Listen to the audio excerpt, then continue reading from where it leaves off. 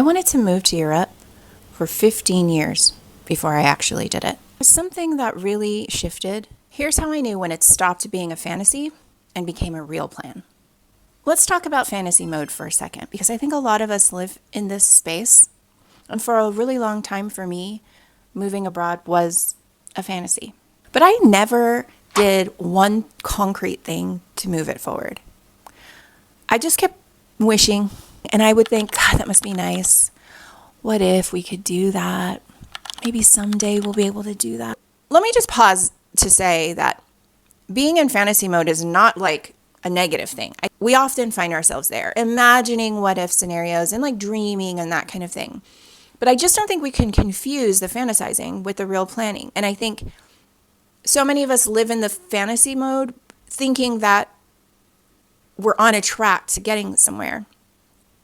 And that's where it's really important to make the distinction, because if you want to do something, if you actually want to make it a real part of your life, it will never happen while you're in fantasy mode. I can see it clearly. I was watching an episode on TV of a couple who had moved to Greece. I just was like salivating while I was watching them. The episode stopped, the credits started rolling, and I looked over to my husband who was sitting on the couch with me and I said, "That's it, we're moving."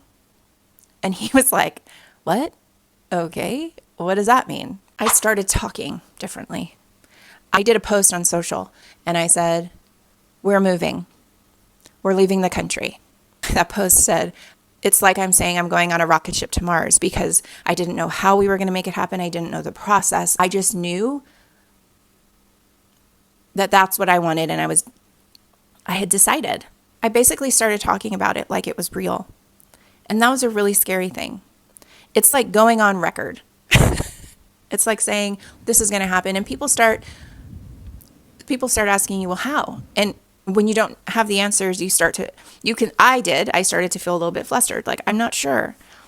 It was scary to talk about it, but it's a really important part of making a plan real. You exit out of fantasy mode, you get into the real planning stage, you enter the belief part, like, I know I want this, I've decided. And then you start taking actions towards what you want. When you start talking about it like it's real, like you've decided, like in present tense, you start showing up differently. That's what happened for me. I started showing up as someone who was actively moving and leaving the country. I started gathering my documents. I started the research. I started outlining what was needed, how much money we would need.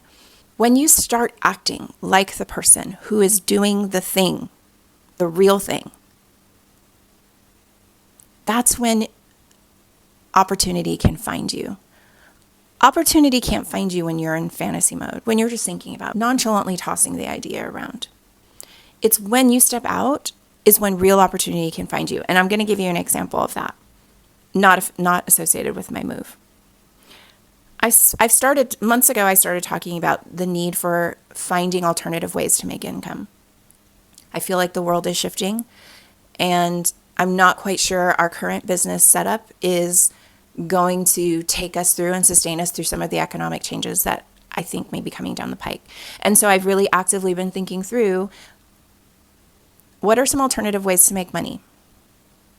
And in doing that, I've also been thinking about what are the things that bring me joy, because I want to be sure that those two things are aligned. And one of the things that I've landed on is art experiences.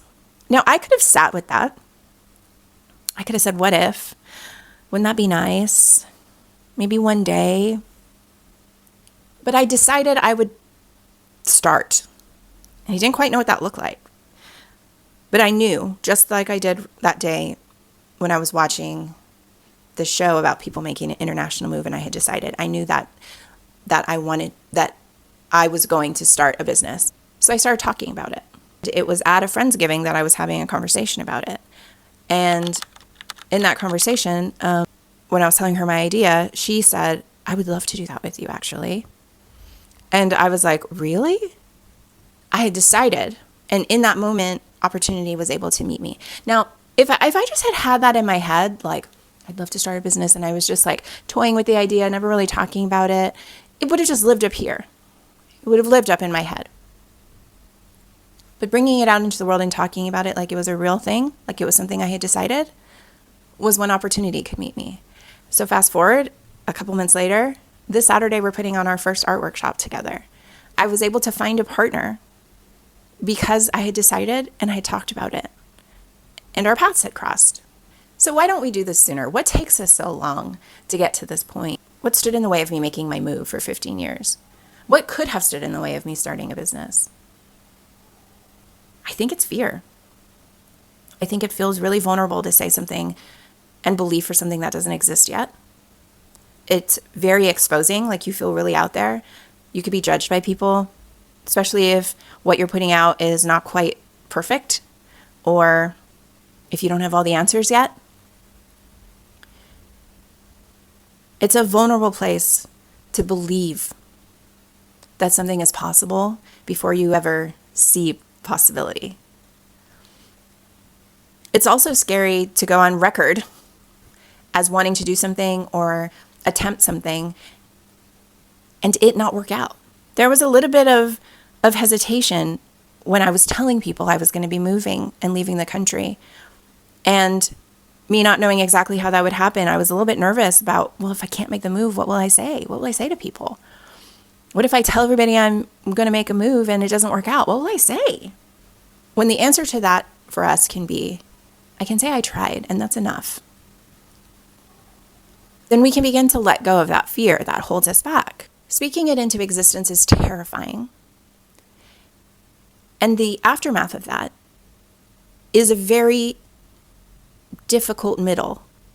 It's the real hard middle of change because you've not quite made the change or attempted your thing, but you've decided, so you're in this like really difficult middle ground. The uncertainty can be terrifying. And I think it's why so many of us don't make the moves that we want. It's the reason why so many of us do stay stuck in the smaller confines of life and don't ever attempt to do the things we imagine for ourselves. But I also do think that it's one of the biggest reasons why people age and have so many regrets. And I just know I don't want that. I just know I would rather be embarrassed by something not working out than to be regretful, wondering if it ever could have. So what's a practical takeaway? What do we do with this? I think if you want to do something and you're ready to get out of fantasy mode, if you're ready, then you start talking about that thing and you start using it. You start talking about it in present tense. So let's say you want to open a business. You don't say, I want to open a business. You say, I'm starting a business. If you want to make a move overseas, you don't say, I'm really thinking about making a move overseas. You say, guys, I'm moving. I'm leaving the country. Like it's happening. And that is an energetic shift. It's not magical thinking, but it is an energetic shift in how you show up and in the opportunities that can come your way. What keeps us from saying those things is like, we want to be certain that it's going to work out before we say anything. We want the certainty before we believe. And it doesn't work that way. Not when you're making big life changes. When you're doing really scary things that require growth. The belief comes first before the certainty. And I hate that. I hate it. But that is the place where we grow. That's the place where we tap into the grit inside of us. It's the place where the passion and the aliveness can wake up. Where the spark can come back.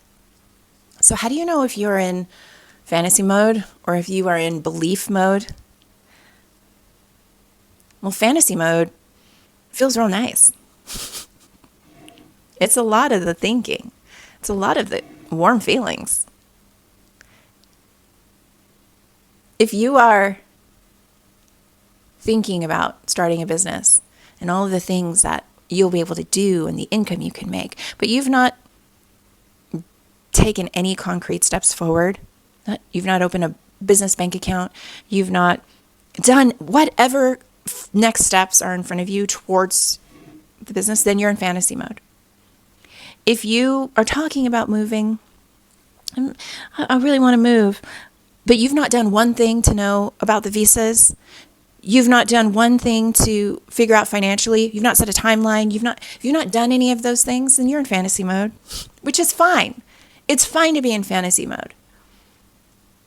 You have to be clear that fantasy mode is not going to get you to where you want to go. You've got to get out of that fantasy mode and into belief so that you can start taking action, because belief, that mode of belief, requires present tense language and action steps. Those are the two things that real belief requires. I'm doing it, and these are the actions I'm taking. And it doesn't mean you do giant actions. I mean, you don't have to like quit your job, and it means that you're doing whatever the next step is for you. But you're moving forward and you're progressing. Fantasy mode feels really good, but it keeps you stuck. Belief mode is terrifying. But that's part of aliveness. Doing the things that scare you, because doing that, being in that space is where growth is. Being pushed outside of our comfort zone into discomfort zones, that's where growth happens. So if you've watched this far and you go, that really resonates, but Samantha, I don't really know what I want to do.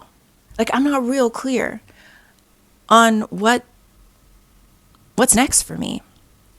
I want to talk about that in tomorrow's video. You can't make decisions about your life if you don't know where you're going or what you want to do. And so many of us have turned off the hope and the dreaming, and we're stuck in the dimension of like challenge and just like living everyday life and surviving, that we've kind of gotten accustomed to just not even really thinking about what we want, because we're just thinking about what we have to do to make it. And in order to live kind of like in the full dimension of aliveness, it has 4 parts, right? It's where you are awake to the things that bring you joy and pleasure and passion, the things that light you up, that you are pushing yourself outside your comfort zone and you exist in that dimension of challenge, doing things that really cause growth. The third thing is that you are finding meaning in what you're doing. And the fourth thing is that you're integrating all of those things, that you're learning these life lessons by talking about it, writing about it. You're really you're integrating all of this into who you are. And those are the 4 dimensions of living like a really alive life. And if you don't know what you want and what brings you joy and what turns you on and what lights you up, you're not going to be able to make really good decisions about where you want to go. And that's why so many of us find ourselves pursuing things, accomplishing things, and then going like, I don't really love what I'm doing. Like, I've worked really hard. That's how I ended up being in a career that when I started living in that career, I was like, this is killing my soul. I hate this. It's because I didn't really give a lot of thought before I started on the thing that would bring me joy. So it is a really important piece to being alive and fully awake in your life. And this is not a lot of work. This is not intensive work, but it is intentional. It is intentional thinking. It is like getting in touch with who you are. And so it's important to know. It's important to know what the process for that is if you are someone who isn't quite sure what they want. So I'm going to talk about that in tomorrow's video. If there's something that you know you want and you are ready to start aligning your life with what you really want, I'm going to encourage you. I'm going to challenge you to start this week saying in present tense what that is. I am moving. I am quitting my job. I am opening a business. I don't know. Well, I am taking a trip. Just say, I'm doing this. And notice what that feels like in your body. Notice how you feel when you're talking to people about that. And if you start to feel exposed and you start to feel discomfort, good. Good. That's a really good sign. That's the sign that you're out of fantasy mode, that you're transitioning into real belief mode. And that is where we make our dreams happen. I'm Samantha. Thank you for watching this far. Please follow or like this channel. It is the Aliveness Project channel. And here's where we talk about reimagining possibilities for ourselves in midlife. And if you want a friend who is in the hard middle herself, I'll be that for you. I don't think enough of us are talking about what it's like to live in this hard middle. This season where you made a leap, you haven't yet gotten to the other side, but you're on your way. Wish me luck. This weekend I have my first art session, and I will come back and let you know how that goes. But until then, let's design the life we want.